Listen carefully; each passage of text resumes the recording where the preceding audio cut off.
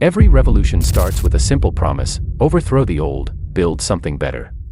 But here's what history doesn't teach you: by the time the fighting stops, the revolution has already devoured itself. The leaders who sparked the flame were often the first to fall. The systems built on freedom became just as oppressive as what came before. Why does every revolutionary war end the same way? It's not an accident. It's a pattern. And once you see it, you'll understand why most people who fought for revolution never got to live in the world they created. They won. But winning cost everything. Today, we're breaking down 3 revolutions that shaped the modern world and examining the brutal price tag attached to each one. A group of colonists decided they were done taking orders from a king 3,000 miles away.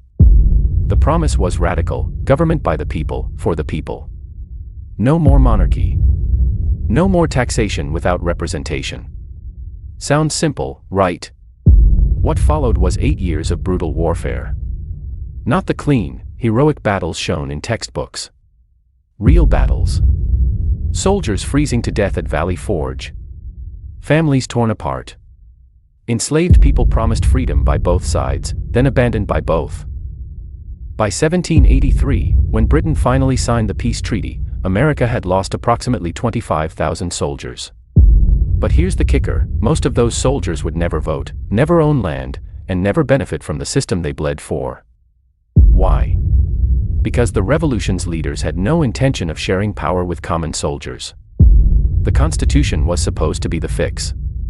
A document guaranteeing freedom to all. Except it didn't. It protected slavery.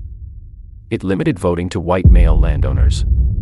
It created a system where the wealthy elite, the very people who'd organized the revolution, maintained complete control. The soldiers who fought. Many turned to farming debt they couldn't pay. Others became homeless. Some returned to find their families had been displaced during the war. The promise of liberty became a promise for the few.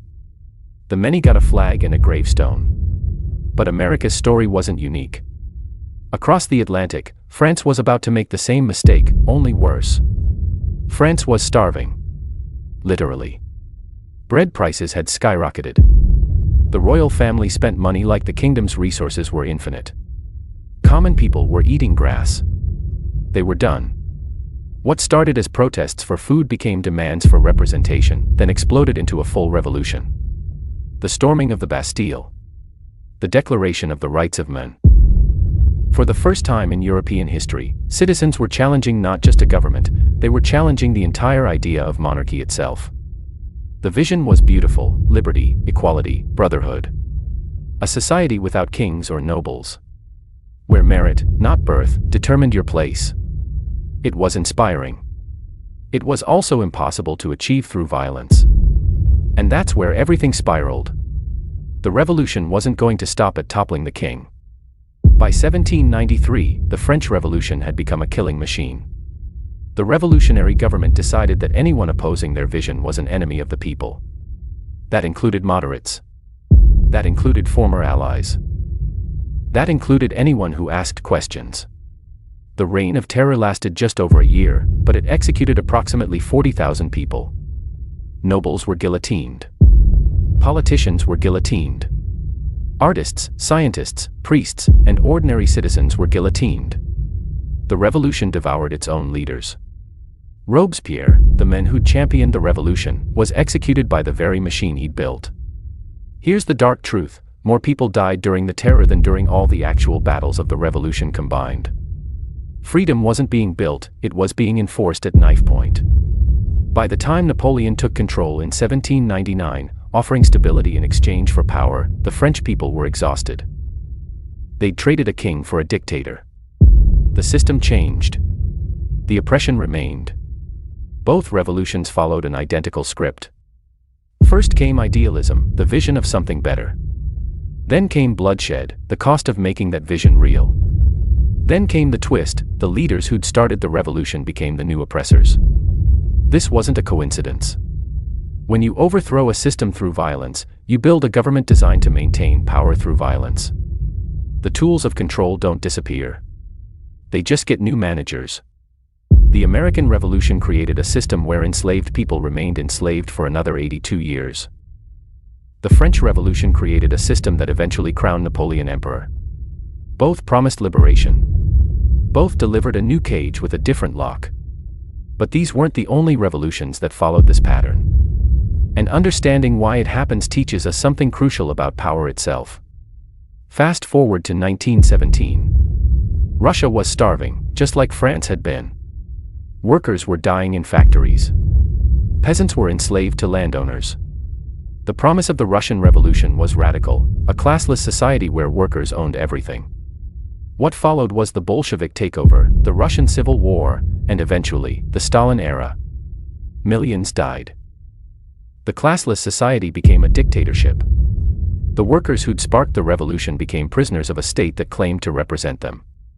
The pattern held. Violence begot violence. Idealism curdled into brutality. And the people who'd sacrificed everything, most never saw the world they were promised. We talk about revolutions in terms of body counts and dates. But the real cost is deeper. Families torn apart.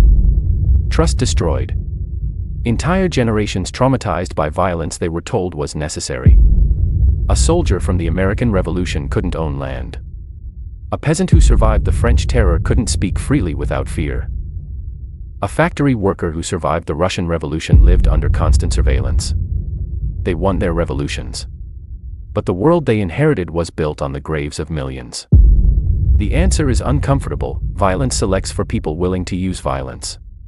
Revolutions don't attract philosophers or poets. They attract fighters. And once the fighting stops, fighters don't suddenly become administrators dedicated to justice. They become rulers dedicated to keeping power. The systems that emerge from revolution aren't designed for freedom.